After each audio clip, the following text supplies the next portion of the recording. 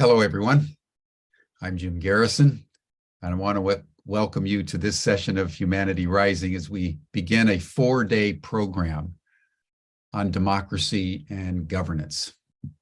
This is perfect timing for us at Humanity Rising, as has happened many times in the past, as our programs, which are generally planned far ahead, synchronize with current events in a very, very powerful way. As you all know, the programmatic strategy of Humanity Rising from the very beginning has been to highlight what we call code red events. There was a code red in human health during the pandemic. There's code red in terms of climate change. There's code red in terms of war and geostrategic conflict.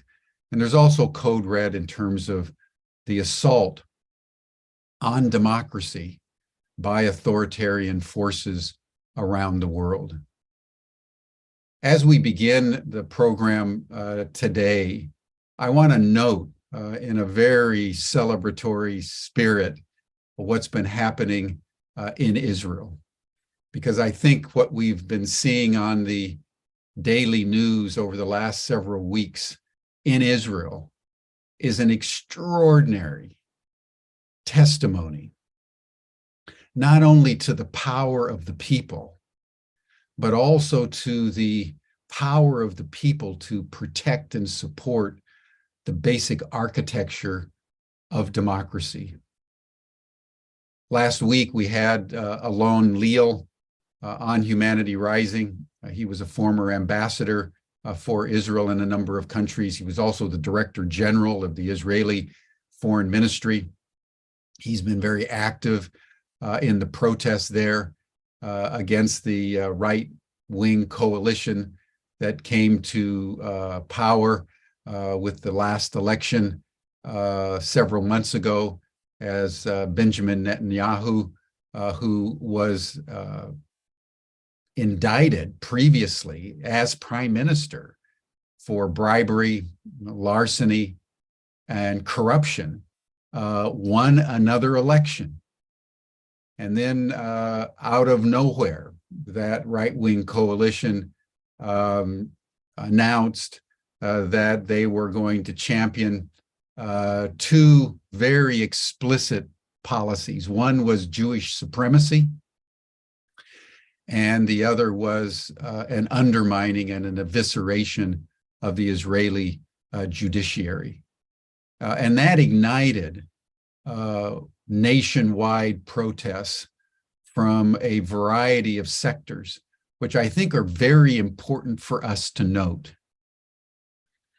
If you take, for example, what's been happening in France, as there's been, massive protests on the streets against President Macron's pension reform. They've been basically ordinary people, pensioners, that have come out in an unorganized but powerful way. And they've not managed so far to stop the government, because the government just enacted the laws. What's happened in Israel is of a fundamentally different order. There was, of course, people all over Israel that understood that racial superiority as an explicit policy of governance and a destruction of the democratic checks and balances by passing a law that only the parliament rules and the courts don't have any jurisdiction to challenge parliamentary votes, was essentially anti-democratic in any sense of the term. Before long, people in the military began to not show up at work. And in Israel, for people in the military to begin to boycott is a serious matter. And then the major labor union, Histadrut, in a highly unionized country began to organize protests. And what we saw over the last week was literally the government and the country being shut down. Embassies abroad were shut down. Universities were shut down. Hospitals went into emergency care only. The airline was shut down. The airport was shut down. Until finally, over this past weekend, Benjamin Netanyahu relented after his own defense minister spoke out a few days before against what was happening, and Netanyahu fired him. But then things began to collapse on the coalition. But such is the power of authoritarian forces that Netanyahu did not say, we're going to put this away. He only said, we're going to postpone this till after Passover, which comes up in a couple of weeks. So the protesters have also announced that they are on 24/7 surveillance of what's going on, because they will not, under any circumstances, allow the right wing to subvert democracy in this way. And just to make a final obvious point, the parallels to what's happening in the United States are striking. The rise of white supremacy as an explicit policy formation in the Republican Party and by the Trump forces is becoming more and more explicit. The policy formation of the subversion of voting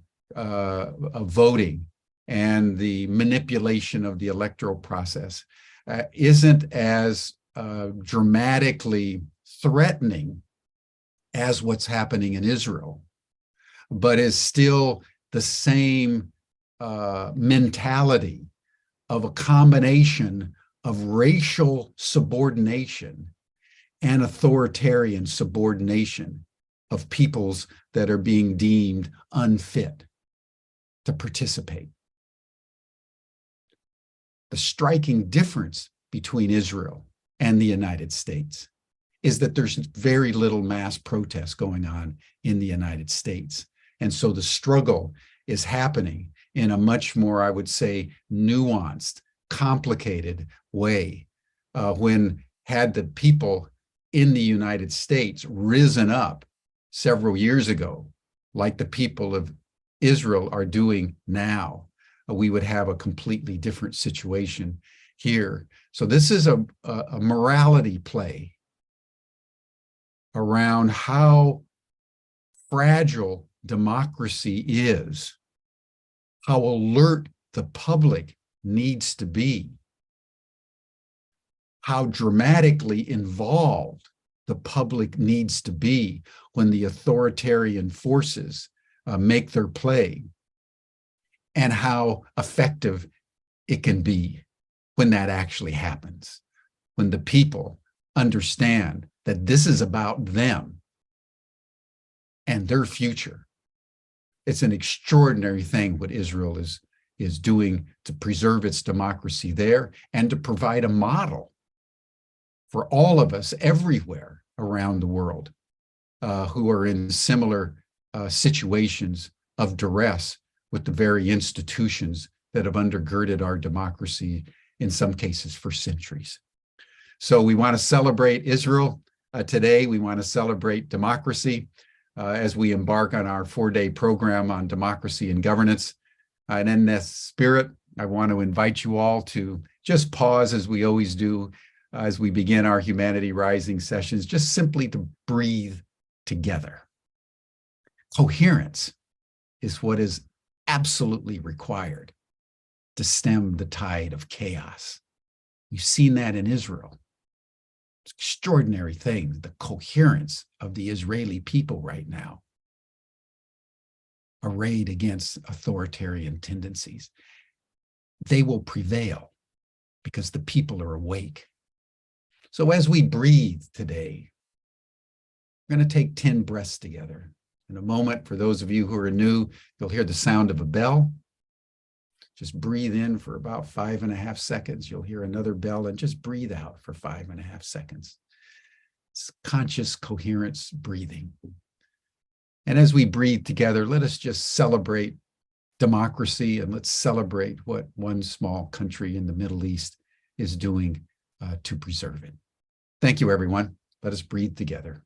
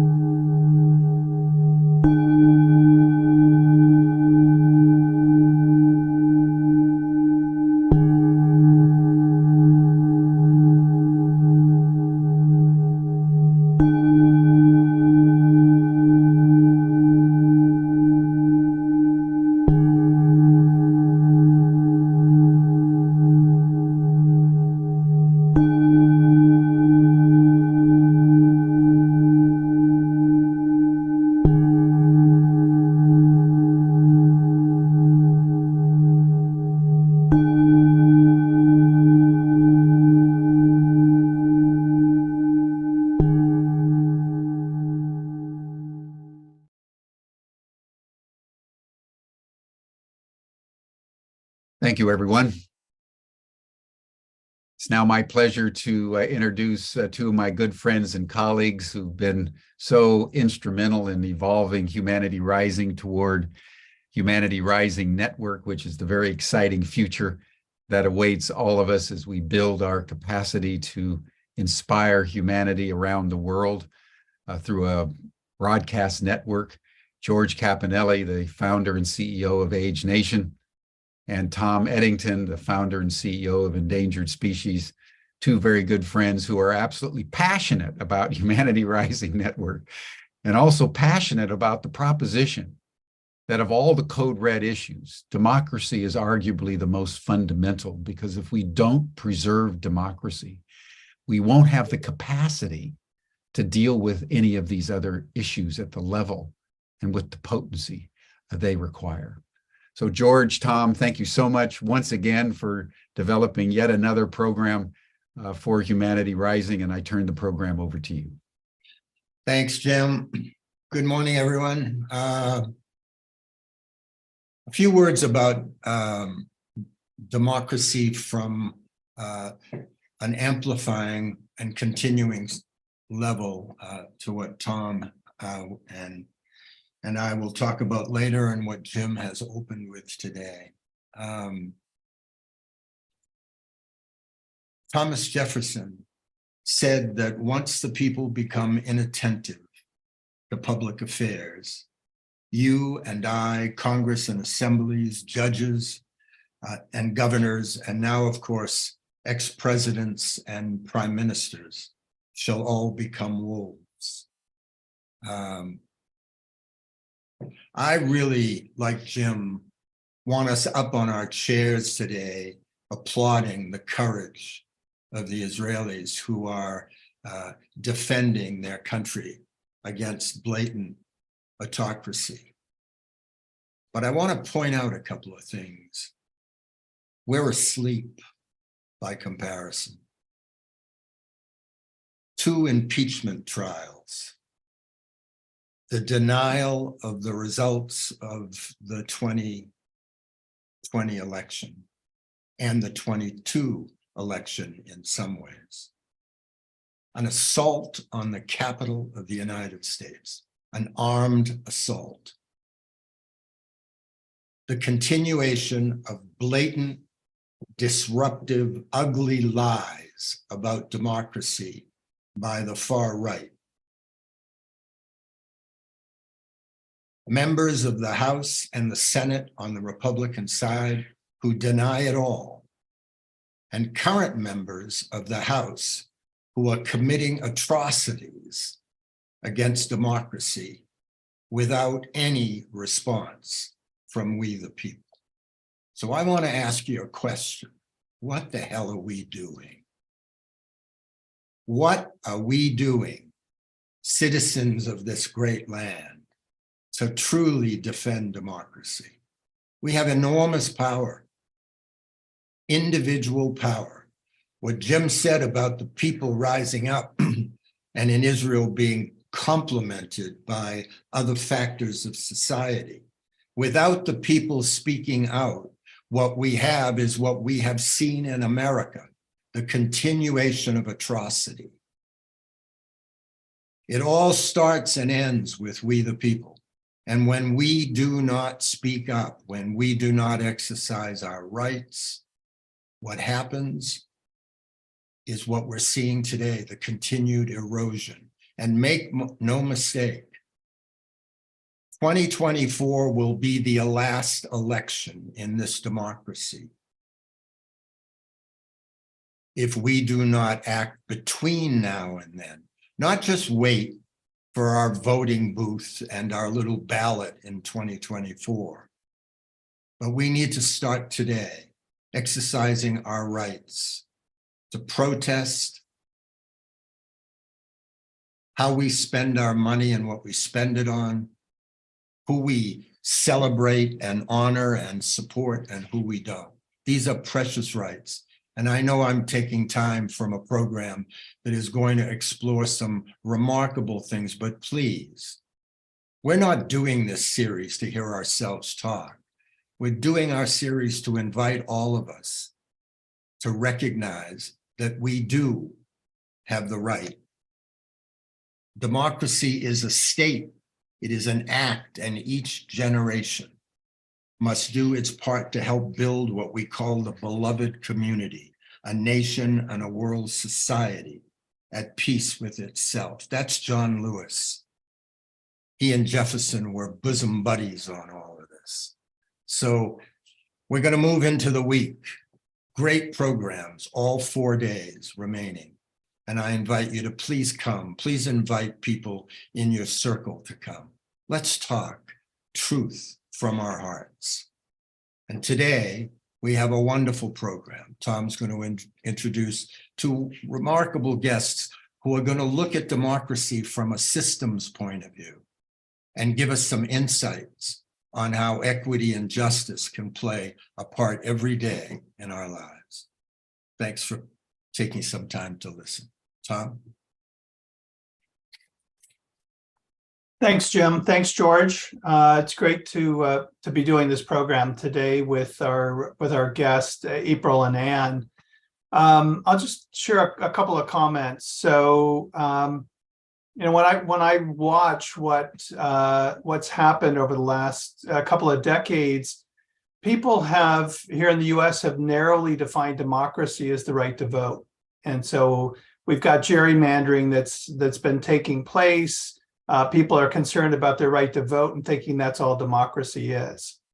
And yet what we're going to explore today through April and Anne's work around democracy in practice is really highlighting, showing that democracy is more than just the right to vote.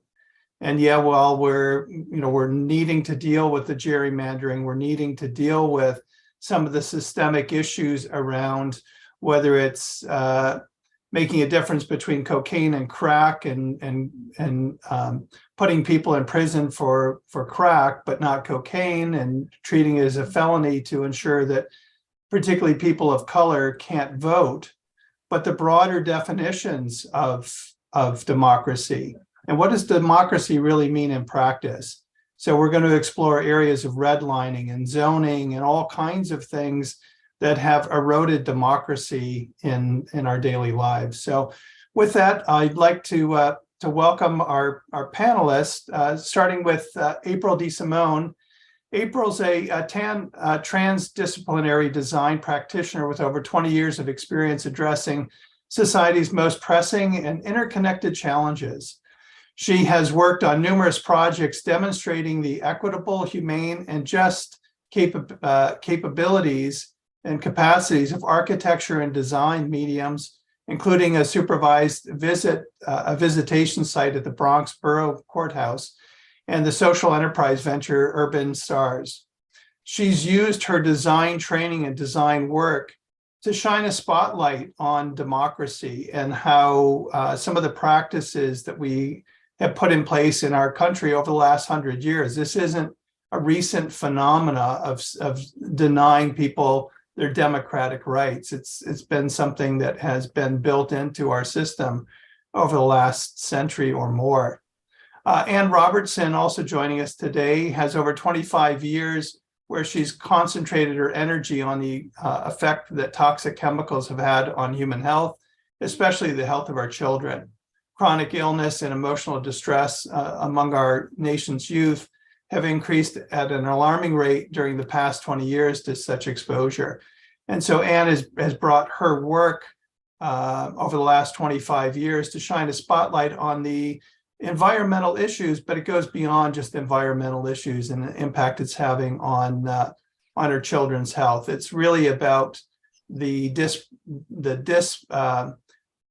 underrepresentation of the voters at the expense and the citizens at the expense of corporate interest.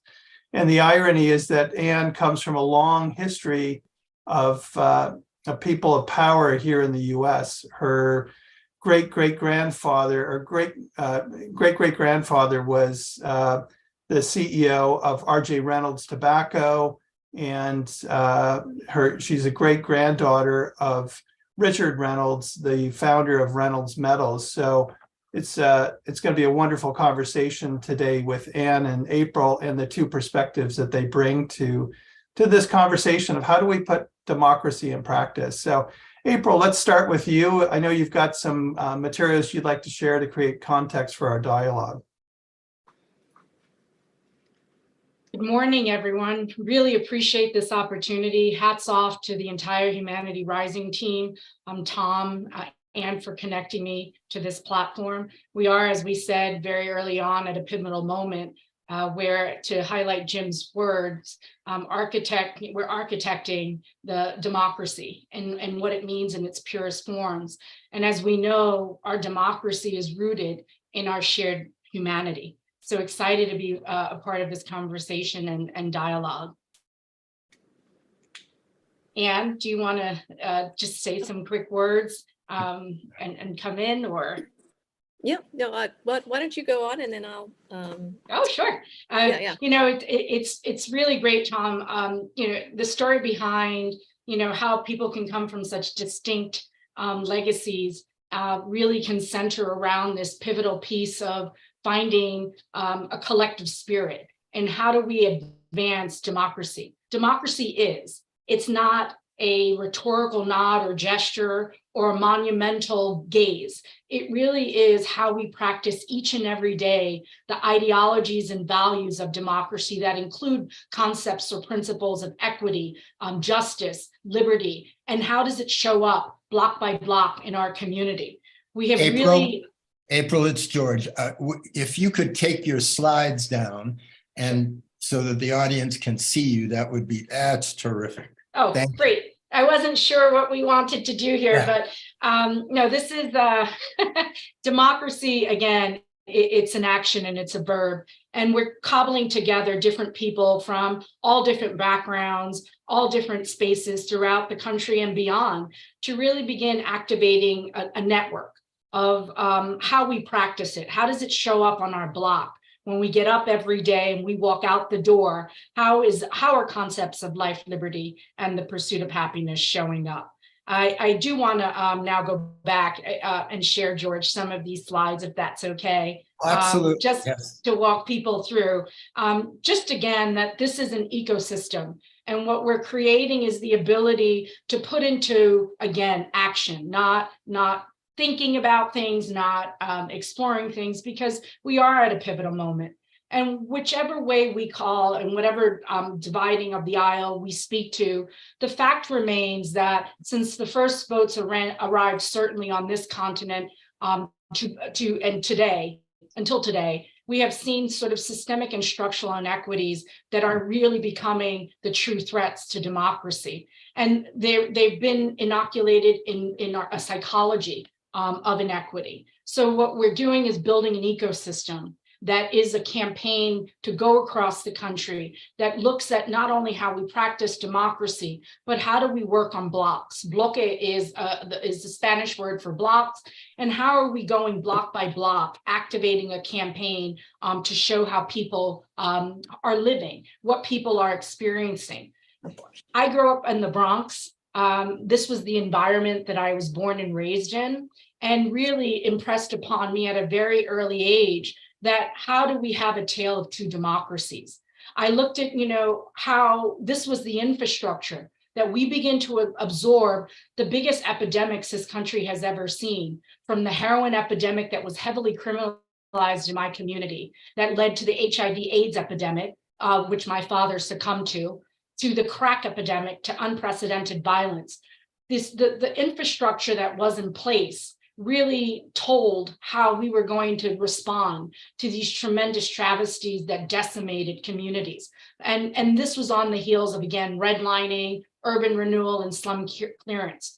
A lot of our work really centers at the nucleus of how we change systems. And when we look at the framework of systems, we know that how we think about people or a problem really informs the types of systems we create. And those ways of thinking and these psychologies create the relationships, power dynamics, and connections that fuel these policies, practices, and investments that then have real collateral consequences.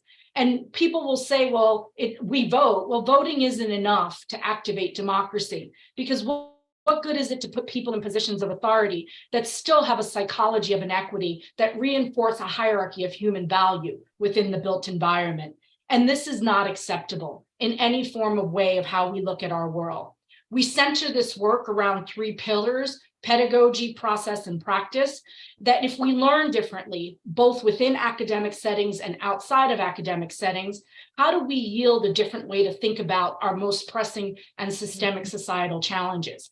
How does that learning build bridges, build empathy, and begin to heal us so that we formulate new processes that can yield the different types of practices that we're all purporting we want to see in our built environment? I work at the intersection of architecture, planning, and systems thinking.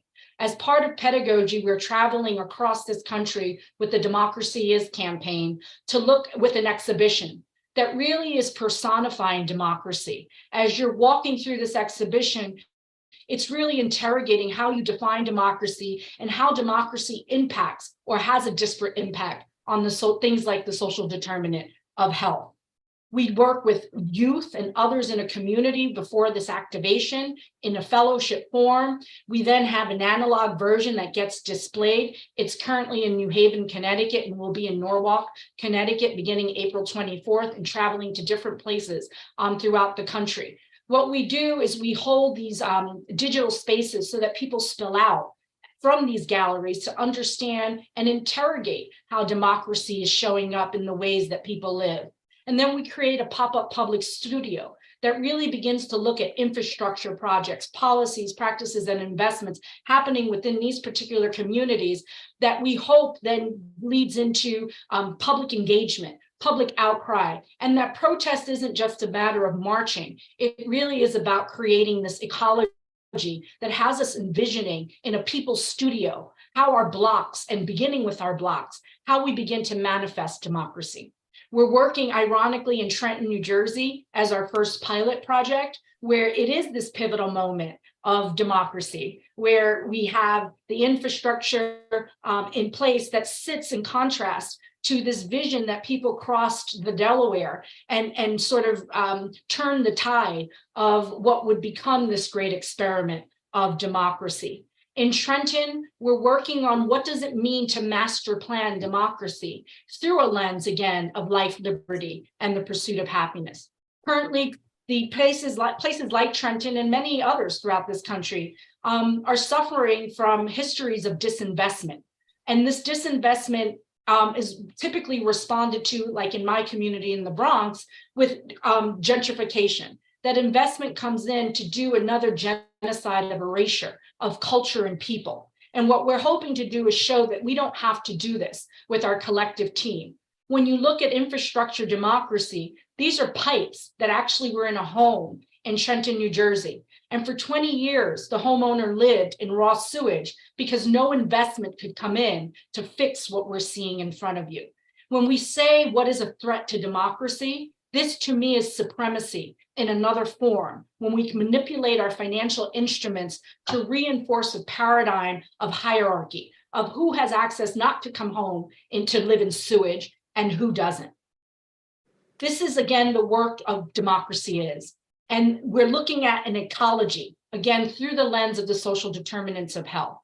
And currently, we're going to be launching a crowdfunding campaign, ironically, the last day of Fair Housing Month in April, on April 30th, to raise funding to begin to mobilize this prototype and expand our collective. We invite you all to join, and we'll kick it back to you, Tom, to sort of comment on what we're, this big bite we're taking into democracy. Thank you.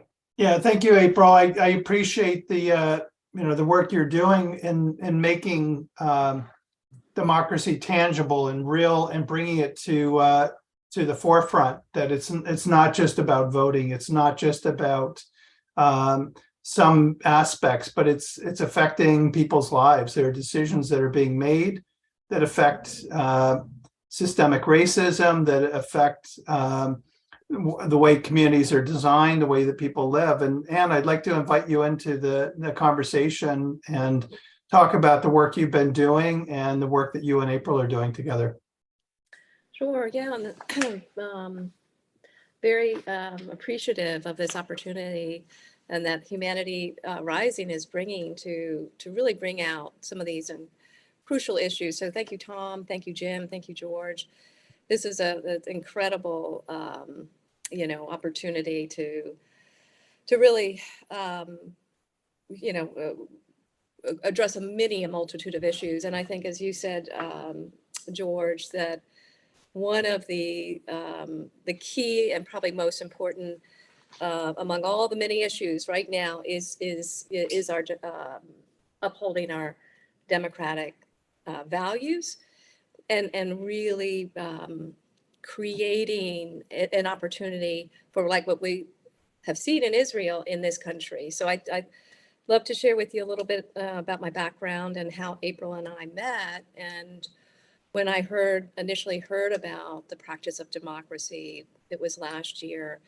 It piqued my interest, and not just interest, but just it really resonated in my soul. And I'm excited to share with, as I said, a little bit of why that is. And for the past 25 years, as Tom shared with my bio, I started to probably become awake when I had 3 small children and had moved into a house where I found out that shortly after moving that 3 people had died of cancer.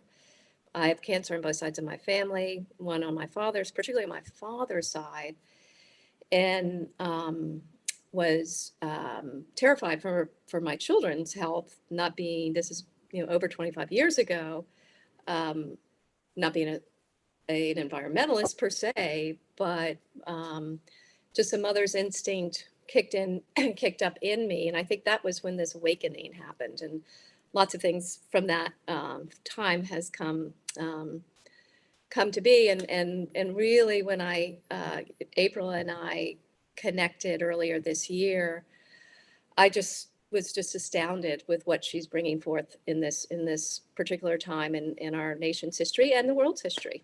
And so I'm so grateful for everything that she is bringing, and now we're collectively bringing together.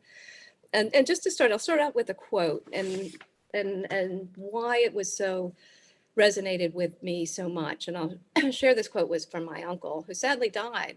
He is one of the many family members that died of cancer. He died of a brain tumor at the age of 34, massive brain tumor. He was lieutenant governor of Virginia at the time. Many people thought he would be the next governor, be the shoo-in, and more than likely, people said he could be not the next president by any match, but presidential potential. So, but this is what he said, and it was in 1967, just prior to running for office, and it resonates so much with me.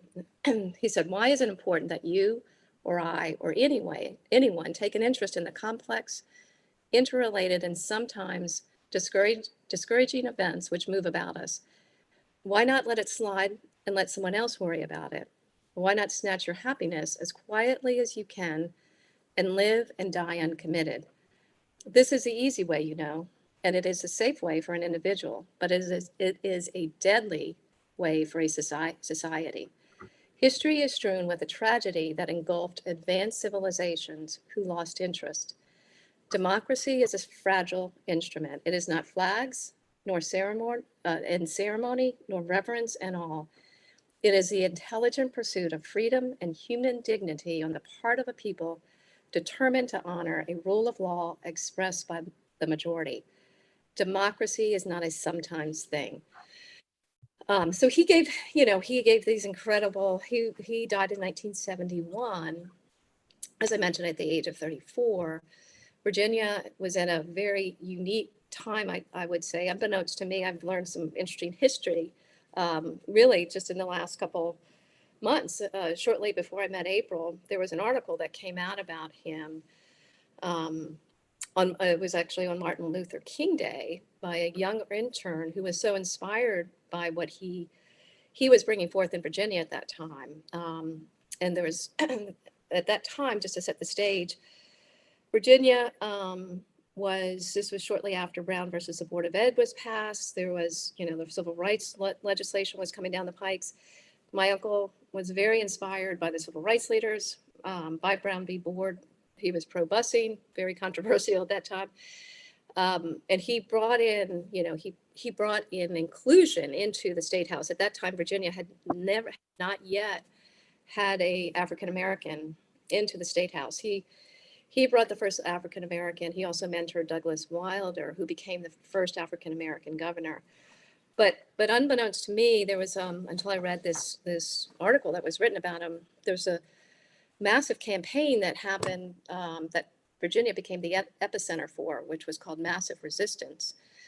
Harry S. Byrd was the senator, very pro-segregationist senator, very powerful in the state of Virginia. They called it the Byrd machine. And he controlled Virginia, and really wanted it to stay that way. And so he created or started this movement called the Massive Resistance that shut down the public schools in Virginia and many other states throughout the South. It actually then, culminated a couple years later in the Little Rock Nine, when, they finally did usher in the desegregation into schools. And so, but he took this stand, my uncle, very against that. And it was not popular, particularly in Virginia at that time, unbeknownst to me. And 2 months before he died, he gave a speech to a very pro-segregationist and powerful group of business and political leaders. And the message was very clear, enough, let's let change happen. And sadly, he died, as I said, 2 months later. Anyway, that he is one of a relative who stood up for democratic values, as did my great-grandfather, who started Reynolds Aluminum, who at a critical period leading up to the Second World War, went up against one of the most powerful monopolies, which was Alcoa at that time. Andrew Mellon had been Secretary of Treasury, one of the most powerful secretaries treasuries in the history of the country, who happened to also be the biggest investor in Alcoa. and had created, quite a vertical and horizontal monopoly with Alcoa. My great-grandfather was trying to create a not create, but he was trying to source for, he saw that there was going to be in the lead up to the war a need to have more bauxite and aluminum to go into airplanes. Happened to find out that in Germany they were gearing up and had come back to the U.S. to help to create this a better not opportunity, but basically he went to Alcoa, he went to the president, he went to many people within the country to say, we need to beef up our aluminum production for the lead up to the war, and ended up getting no by everybody and built an aluminum plant in record time in Alabama, which brought the price of aluminum down and actually helped to break up the aluminum monopoly held by Alcoa. So the point being, these are two relatives that really stood up against some powerful forces, and I think we're at that critical time in our nation as well at this moment. So thank you, and again, thank you, Tom and George and Jim. Well, and April both. I want to celebrate. As I see that picture of you, April, standing in that rock-strewn lot in the Bronx, and think of you, and at the other end of the spectrum, living in a different, kind and quality of life. You come to this intersection over issues that you both understand exist in housing that you lived in, housing that you were kind of excluded from at that stage of your life. So I want to celebrate that a lot. Thank you for your transparency and your honesty. What I'd like to get us into is a conversation on where do we go from here? You have the tour, you have fundraising that you're doing and whatnot. You're on the ground in the same way a number of the activists that we've had on who are turning out the vote or fighting against gerrymandering. How do we help people utilizing the concepts and ideas that you've been presenting today? Let's talk about that. Thank you, George. It really, I think what's resonating in this collective conversation is that in moments in history, in this timeline of democracy, people stood up. No one just stood at the sideline and saying, we're accepting what we know are the greatest infractions to democracy, from First Nations genocide, again, to where we are today. A lot of the work that we're doing is really, again, this block by block concept, particularly launching in Trenton. We do not have, for example, financial instruments that really are tethered around these democratic values and principles. You literally in 2023 have people living in very inhumane conditions. And again, for our work, it's one component that is a threat to democracy. So what we're collectively doing now is creating an infrastructure democracy REIT, which is a REIT stands for a real estate investment trust, that gives a counter narrative to how we create these ecologies of home, where you cross-pollinate amenities and opportunities. You have people, again, have tried unsuccessfully in our current financial system to borrow money to repair pipes in their home. But because these neighborhoods are devalued, for example, that the picture of the infrastructure, George and Tom, that we showed you, a house like that, you pick it up, put it 10 minutes away in Princeton, New Jersey, it's worth $5 million. But because the psychology of a place like Trenton is a threat, violence, the narrative of dehumanization lessens the value.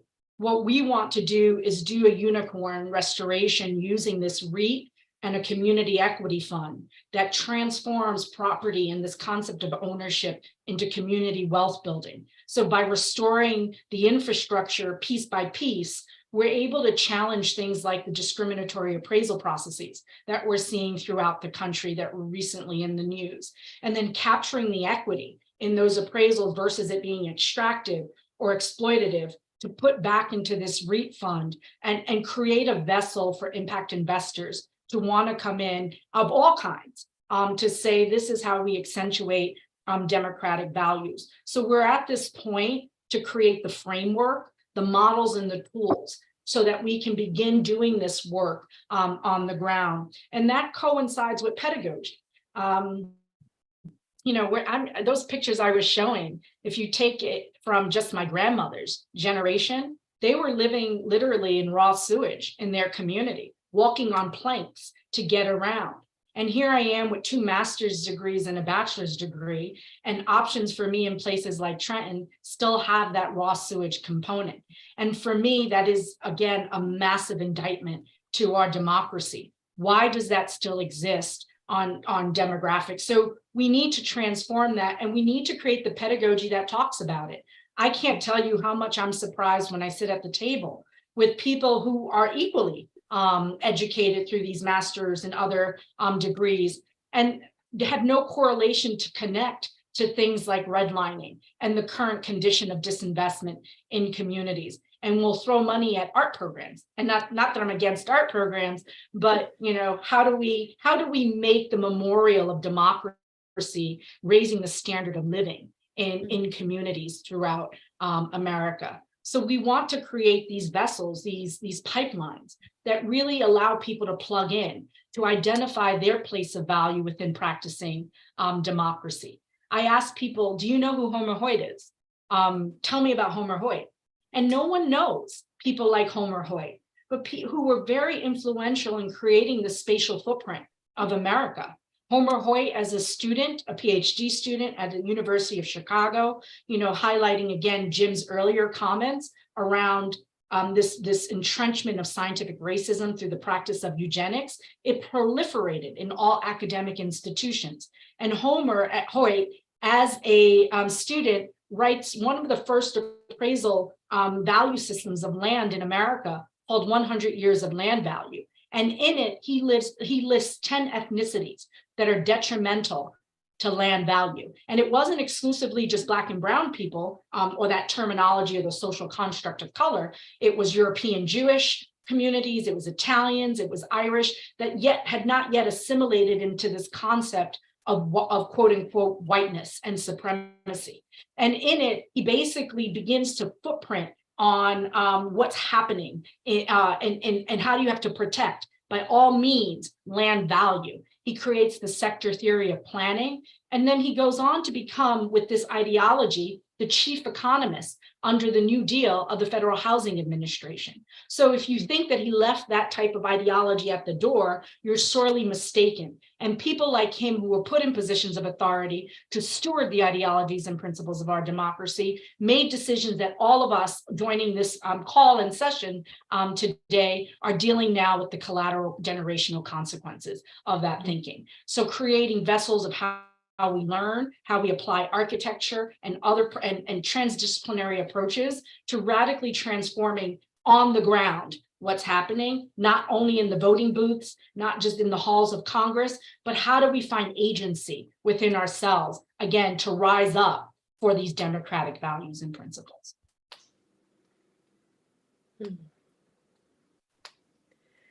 Yeah, one of the things I appreciate, April, about your work and what you're doing is you're shining a spotlight on the history of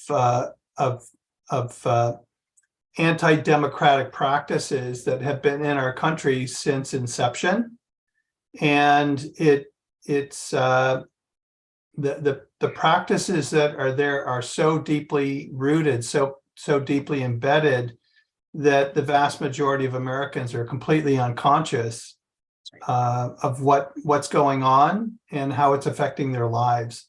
But it gets to the this core question of democracy, and what is democracy? How does it play out in our society? Yeah, it is. Yep.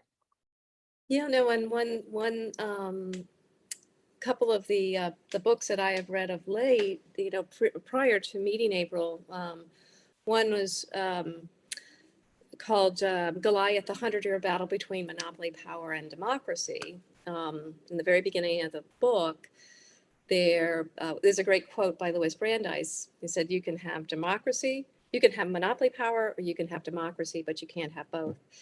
And actually in the book, there's a, not a whole chapter, but part of a chapter devoted to my great-grandfather and what he did, what I described during World War II. He considered himself an anti-monopolist. He, at the age of, ripe old age of age 12, he was in the process of writing his autobiography when he died, and the title was going to be the Marble King of Bristol. He grew up in Bristol, Tennessee. At age 12, he won every game of marbles in every age class, first beloved, then despised. And he finds himself in his attic hoarding his marbles with no friends and miserable. And he says, and he has a thought that comes to him and he goes, maybe I should share the wealth. Maybe I should share my marbles. Goes back into the streets, the streets of his little town of Bristol, and he shares the wealth. He shares his marble, and the game of open competition and of competition and fun basically is restored in this little town of Bristol, Tennessee. And as he said in his own words, he went from the game of business to, the game of marbles to the game of business, and worked for his uncle, RJR, in the early days of the latter century. And he helped to break up the tobacco monopoly that was controlled by James B. Duke. And then later, as I said, helped to break up the aluminum monopoly controlled by Alcoa. But what's interesting to me is that book combined with another book that I read a couple years ago, that this was probably one of the toughest books. The title is Democracy in Chains, The Radical Right Stealth Plan for America. And it opens up in Virginia at the time in the mid 60s, just as Brown versus the Board of Ed was being passed. And with this very powerful group of business leaders, some educational, so opens up with the on the president of the University of Virginia, Colgate Whitehead Darden Jr., who was aghast, like Harry S. Byrd, Senator Harry S. Byrd, and again, many political and business leaders in Virginia at that time, about what Brown v. Board would mean in terms of equality and equal rights and ultimately having communities like where April grew up and many other communities that were sorely lacking. He was all in favor of bringing equal representation, but that was shocking to me, was to learn that many people, some of which families I grew up with, their descendants were totally against that. And so it was quite a rude awakening. And what I've kind of seen and I really kind of now putting together after reading that book was this kind of coming together of some hardened segregationists, that just really wanted oligarchy power. And there's a phenomenal author, Heather Cox Richardson, who also wrote a book similar to that. And you see this in the South, how powerful these forces are. So the opportunity with April bringing these exhibitions into communities, I think throughout the South, everywhere, will really open up the hearts and the minds. Not everybody, but a lot of people who really have not had, for whatever reason, given the benefit of the doubt. But once, and I know I saw the exhibition in New Haven, and it was phenomenal, and heard her speak, which was amazing. You could have heard a pin drop. I think it's just, now's the hope for me is literally spread this throughout the nation and the world, to be honest. And really have people open up their hearts and minds, and so that we will have a mass movement in this country, like what they're seeing in Israel, as well as Iran too. The issue, of course, underlying all of this is America's aversion to dealing with its race issue. Yep. poverty and race, white America would not allow that kind of field in the Bronx, would they, April? They wouldn't allow the sewerage in the streets or in the pipes. Just like if it hadn't been Detroit, they wouldn't have allowed all of the nonsense with the lead in the pipes and had people drinking water for a long time out of bottles. These are fundamental issues that we have to call for what they are. And you're helping to do that, obviously. The thing is, can we wake up enough of America to have compassion for our fellow human beings and to recognize that there should not be this kind of disproportionate value of real estate and the degradation that goes on. So what else do you have planned? You know, how does this grow? How do the people that are listening today, how do they roll up their sleeves and get involved in the redlining issues and the other issues that make a difference? Excellent points. And you know what, George, it's really ironic. You know, I've been doing this work for quite some time and really activated in 2015. And it's really, it drives my hope, just as being in this audience and with all of you and meeting you, that more of us are to the side of deconstructing this blindedness that has had us in a trance, so to speak, for so long. And I really think that it really becomes critical to do this. And again, it's easy to throw my hands up because of what I've come from in the Bronx and again, generations, and I'm not even counting the plantation. And just to get up every single day and really look at there are more of us that are uplifting beyond these social constructs of race and identity and all of that, and sort of adhering to these legacies of democracy. You know, there's civilizations that many can't even pronounce that come from thousands of years ago that really practice this concept of shared value and equity. And we saw Iroquois, the Iroquois Confederacy, and sort of the value of the United Confederacy of the Iroquois Nation, in which Benjamin Franklin and Thomas Jefferson adopt a lot of these democratic values and principles or frameworks from. April 30th, we're going to be broadcasting live from Trenton, New Jersey, and bringing people from all different backgrounds together in Trenton, New Jersey from a house, and speaking about how the In Pursuit of Home really is about how we're pursuing democracy based in our home and starting on, again, our block by block, and activating people to join us. On June 13th, we'll be launching our public fundraising crowdfunding campaign. And June 13th is a very pivotal moment in history because it was when the Homeowners Loan Corporation, which the redlining maps that most people have become familiar with today, were unleashed from the federal government into our built environment. So again, we have all of these activities going on, and you'll be hearing from the people. We're inviting mothers who have lost their children to gun violence, doctors who understand the neuroscience of space, and how do we begin to, again, it's not just disinvested communities, and it's not just racism. Again, I really pivot on this theme of legacies of dehumanization. It's when we have intentionally said, we deem you to be unvaluable. And again, to Jim's comments, when he opened up this session, it is something deeply entrenched in a thinking. And we need to do an education piece, and we need to make people feel comfortable, showing how this has happened. So it's a start. By no means are we saying we are the silver bullet, or we're going to be the cure-all, but we're trying to identify how we can become active in creating a more prolific democracy through practice, versus, again, complaining about definitions and people and what people do and don't do. So really excited for that and invite folks to join us on April 30th.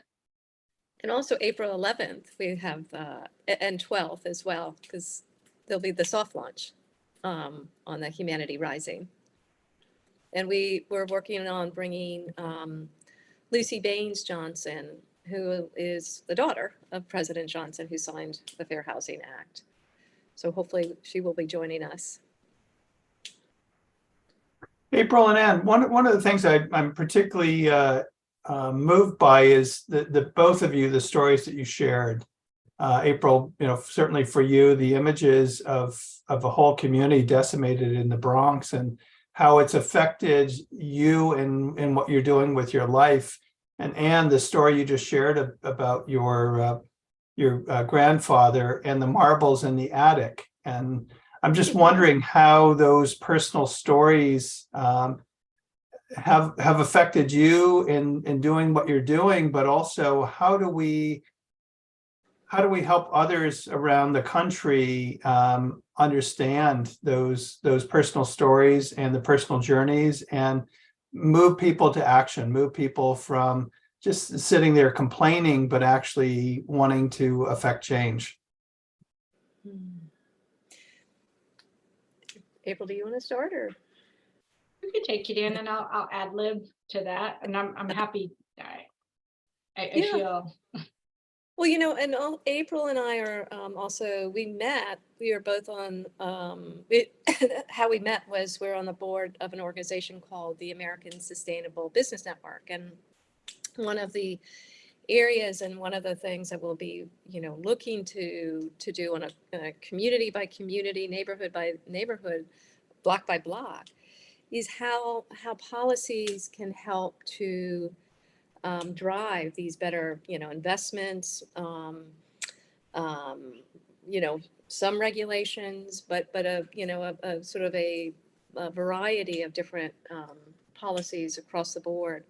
So by people getting more involved on a very local level, and I've been guilty of it myself, not being as cognizant, and now through meeting through April's eyes, and also, as I said, being on the board, I recently joined, how important it is to really, really focus on what is going on in your own backyard. And I heard a great National Public Radio story last year, I think, where there is a community, and I really want to I've got a link to it, but it was just it was a program started by a foundation. But basically, what they were doing is just having average citizens, join local committee, city committees or committees, so not city committees, but local committees that are really affecting everyday lives of the folks in that community, and taking notes and looking at what is going on in the on a very local level. And recently they, and I live in Texas, tough state to be in at this moment in time. But last year I learned about this horrific policy. I think it's called, I can look it up. I think it's 313. Basically, it's major corporations that are getting enormous tax subsidies, as well as tax breaks. They don't even need those tax breaks. This is taking money away from the community type of public projects that benefit the entirety of the community. So it's, I'm excited. I'm going to start to work with more folks connected to the State House in Texas, and even in Austin where I live, to really start to see where are those dollars going, and speaking up. So I think those type of opportunities will help to bring in greater degree of democratic values. And to Ann's point, Tom and George, we're building an ecology, right? And it's a collective. And as we're going from city to city, that's been, sort of the beauty of this. It's really learning what people are doing locally, cross-pollinating, finding ways we can bring synergy or synergistic energy together. Again, and it's hard to do that when you don't have the tools in place to do that. And that's what we're hopefully creating a framework for. Again, if you just think about this for a moment, you know, if you want to spend your money and have the power of choice, you still can't move into communities that were historically redlined unless you have $1 million or a rich uncle or great grandfather to sign you a check and do this work. If you want to invest in a community that represents your value systems, you are discouraged from doing so. And I will say very quickly, what happens when people like myself and my husband, my husband goes off to war or defend this, puts his life on the line to defend democratic principles. And we were approved for, let's just say, a certain amount of money. And when we made a choice to come back into communities that are reflective of the Bronx, but we can no longer afford to live in the Bronx, that money is literally cut in half just because they feel that those communities are not worth investment. And we're now fighting that.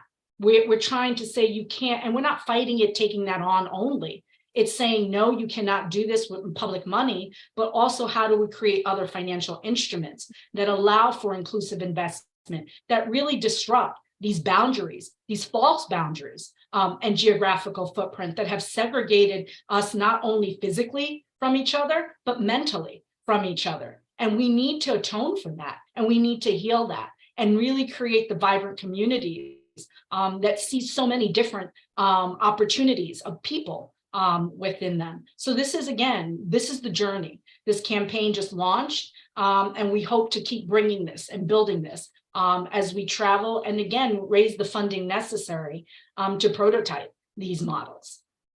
You know, April, as you were talking, I was thinking there are clusters and organizations that combine cities. You know, in the US, there's a thing called age-friendly cities. In the US and in 50 other countries, there are compassionate cities. There are cities of peace. And I just wonder if there's some kind of alliance or network that you could build where, I mean, for an example, San Antonio is becoming kind of the foster child of the poster child for compassionate cities in America. And they've actually incorporated compassion in their legislature and their policies and whatnot.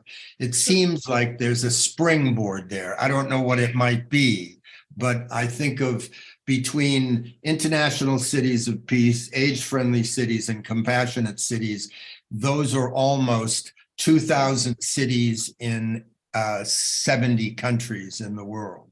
So just a thought of some sort of groundwork that might be done that could help. Yes, and you know, the master planning democracy document is incorporating that we hope to sort of counter in a progressive way. When we master plan for our cities, how do we do so from this lens of democratic values and principles? And one of those principles has to be compassion and empathy, that we don't relegate the dehumanization from those facing housing precarity to the families that are losing the children to unprecedented violence, gun violence in our communities. You know, this is what we're looking at. And how do we heal? Because every form of what we respond with is really entrenched in a moral environmentalism thinking, and a thinking that reinforces, again, hierarchy instead of it's the right thing to do and we should be doing it. Right.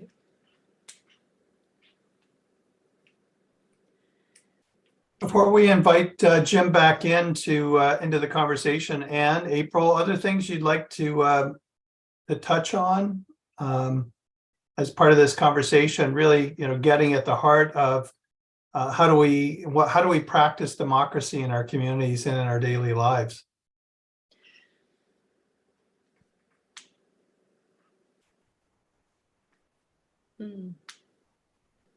Welcome back, Jim. Thank you, Tom, April, and thank you so much. This has been very illuminating. I'd like to start with you, Anne, and invite you to finish your story. You moved into a house and you realized that people had died of cancer, but you didn't kind of finish the story. And I want to approach it in the following way, because I would imagine, given your background, the house you moved into wasn't in a district with, raw sewage or anything else like that. And yet, as a homeowner, you were afflicted by something that was lethal, and that was the chemical pollution of a neighborhood. And so I think what the two of you are bringing up, April, the redlining and the racial discrimination coming out of, the New Deal, et cetera. But Anne, you've been working on the chemical pollution of neighborhoods, which in some ways is not a respecter of persons.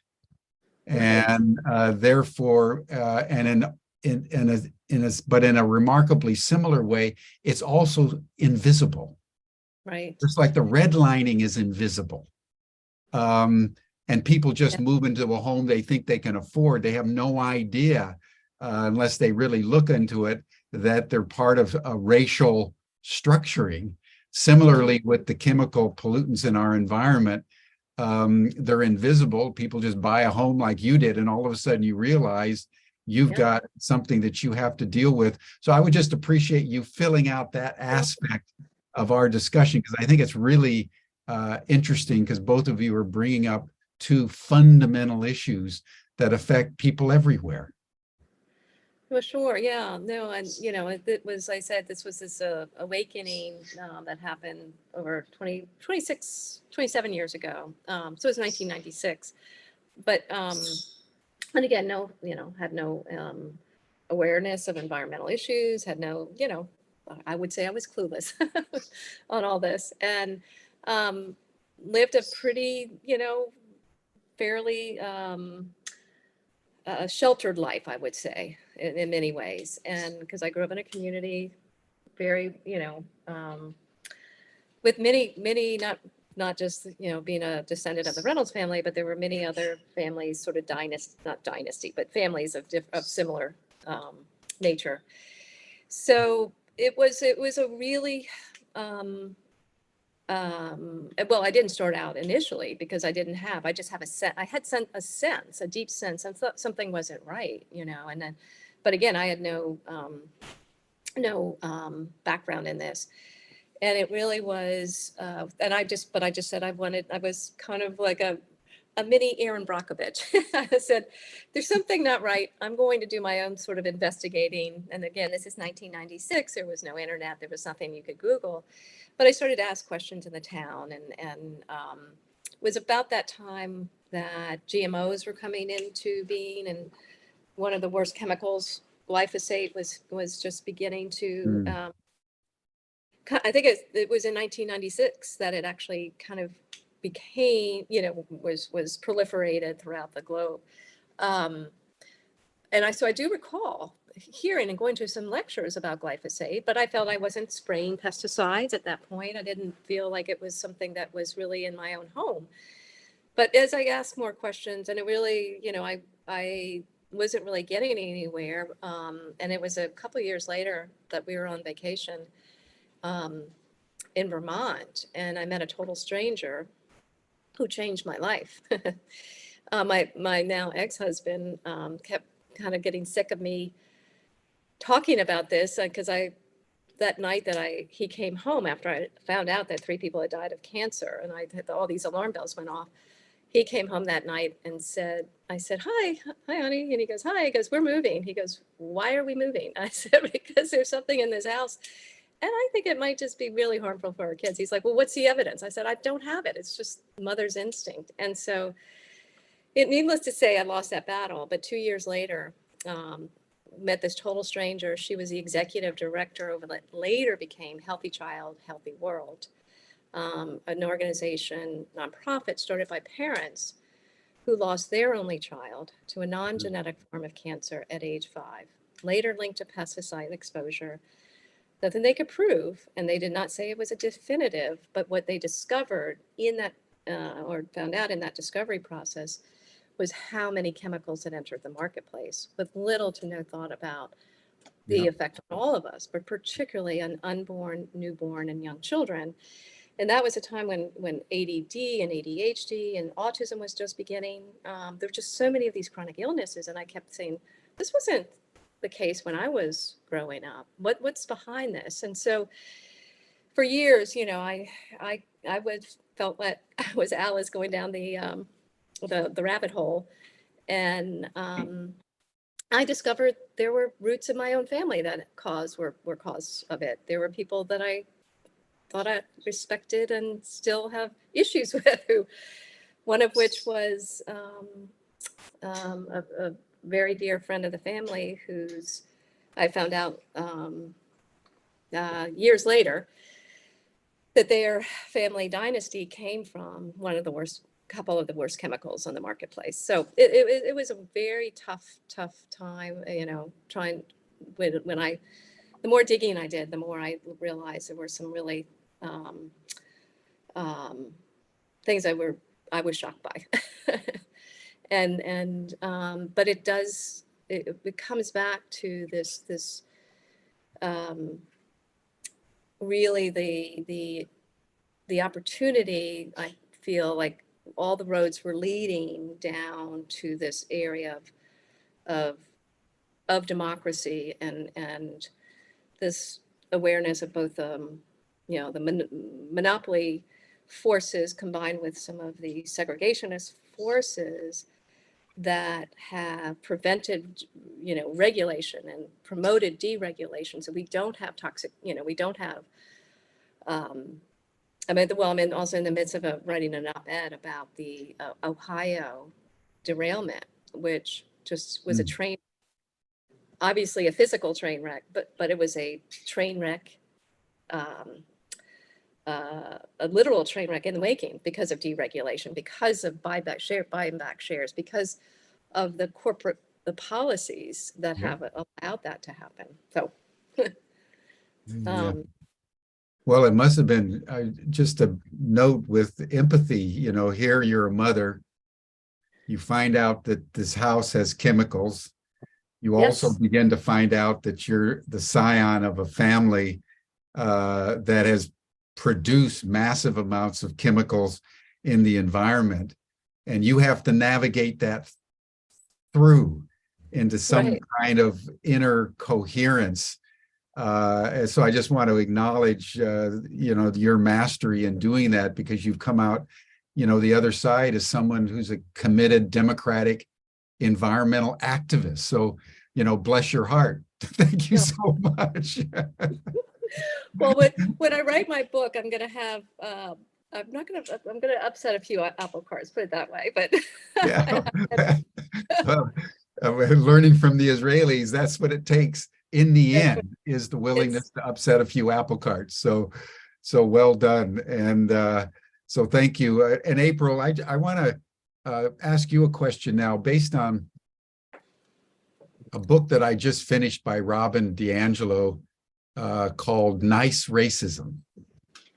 And the subtitle is How White Progressives Perpetuate Racism.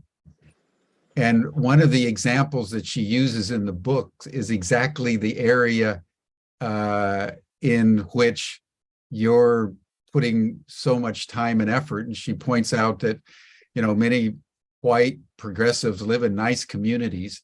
They have no idea that it was a redlining that produced the neighborhood in which they find themselves.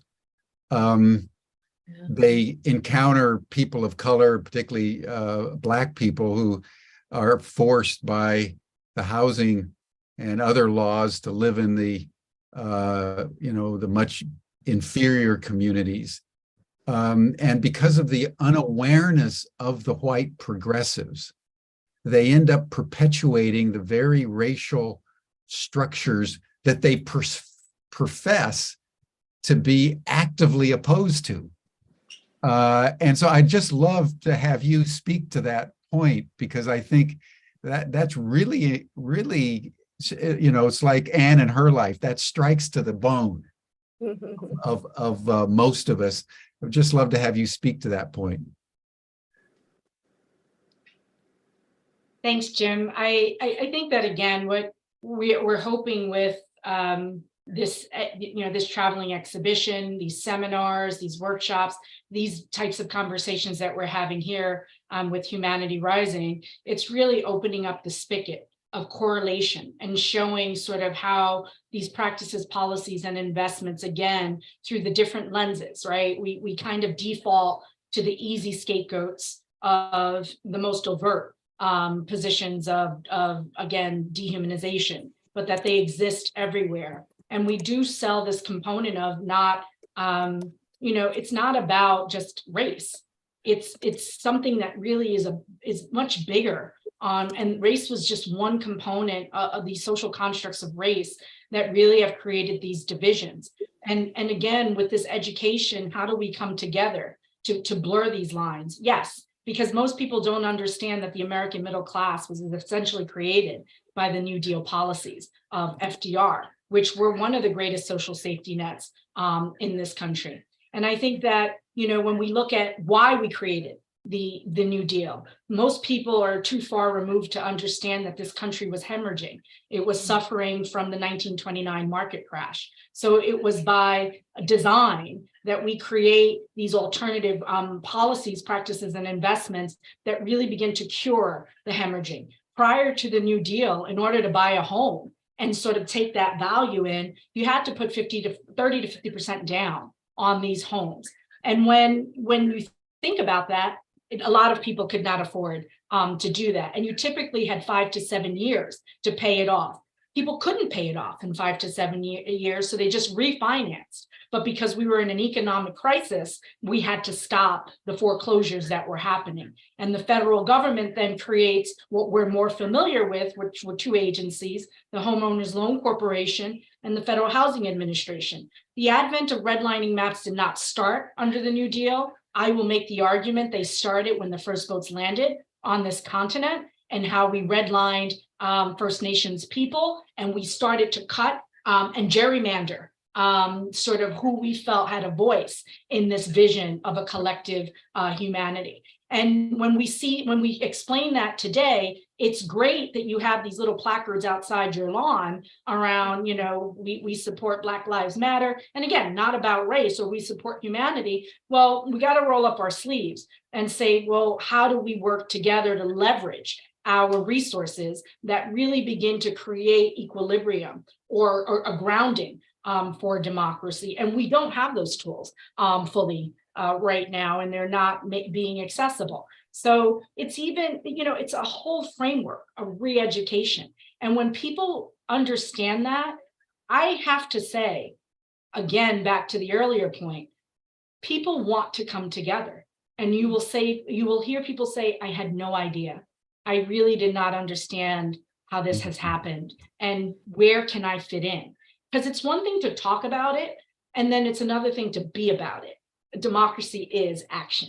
So we want to make sure we have places to plug people in and not just talk about it. And we'll hear more of those components on April 11th and 12th, and certainly on April 30th.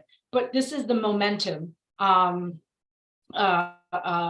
what we're doing here. So I think, again, it's a starting point, Jim, that really begins to unleash the spigot of communication and dialogue, and really bringing people together who want to see collective action. And I have to say, it's people from all walks of life. I recently sat with Tamara Bigili, and I always butcher her last name, but how profound. It was the first woman from the Navajo Nation that was licensed in the field of architecture. And there's just, I think, like 4 or 5. And take that a step further. In the entire United States, people, Black and brown people, make up less than 2% of licensed architects, and women are 0.04%. If that doesn't resonate, that something structurally and systemically is afoul, then I don't know what statistics you need. And again, we're taking in not just 400 or 500 years of this thinking. This has been going on for millennia. And we're trying really to reframe in our way, based on what we're seeing on the ground, how we, again, accentuate a practice of democracy, one that is tethered, again, to these values of humanity as arising, and let people say, hey, you know, what D'Angelo mentions or raises, you know, you got to be in it to win it. And you have to be in this concept of democracy and understand how you're culpable or complacent into perpetuating these systems of dehumanization. Brilliantly put. Thank you so much. And thank you, Anne, for your story and for the authentic way you've grappled with extraordinarily complex issues, personally as well as environmentally. I'm looking forward to both of you coming back on Humanity Rising the 12th and 13th of next month. So that brings us to a close. George, Tom, any final words you want to make and maybe tee us up for tomorrow? Sure. And I can't wait to read your book personally. Yeah. Page after We'll do a page. book launch. Yeah. When I think of John Kerry and his wife, when they took on toxicity and whatnot in America, they had a lot of closets and things that they had to open and talk about. Yeah. And April, I really applaud your courage. You're a real champion of what you're doing. The only thing I would say to you is you're being kind in some instances when you talk about people all wanting to come together. I think there are people that need a good whack on the side of the head, gently, of course, to encourage them. But nonetheless, thank you. In terms of tomorrow, we move on to another aspect of democracy. Mark Gerzon, who's been a champion of bringing the sides together, reuniting America, will be with us. His film and book have had a lot of impact. And Stephen Olakara, who ran for Congress, for the Senate in Wisconsin, and is also a champion for freedom and democracy, will be with us, and we look forward to that. Tom, you want to? Yeah, I'll just share that, you know, April, the work you're doing and the work that you're doing, you're shining a light on, you know, this perpetual problem we have as a species of just ignorance. And, you know, for me, if I boil it all down, it comes down to ignorance and lack of understanding, lack of willingness to expand our consciousness, to expand our understanding of fundamentals that exist in the universe, that we are not in a trite way, we're all connected. We truly are. We're completely dependent and interdependent on each other. And the longer that we allow these practices that are anathema of democracy to continue, we will suffer collectively. There's nobody that can, whether it's the beautiful story you shared, Anne, of your relative in his attic with all his marbles, but realizing he was alone. I mean, it's a great metaphor for where we are as a species. So thank you both for being with us today. Thank you. Thank you so much. Have a great week, everyone, and to be continued. Thank you, April. Thank you, Anne, George, Tom. That'll bring us to a close for today, everyone. You're welcome to the after session chat. You'll see the link in the chat box, and we'll see you then tomorrow for day 2 of this 4-day program on democracy and governance. Bye for now.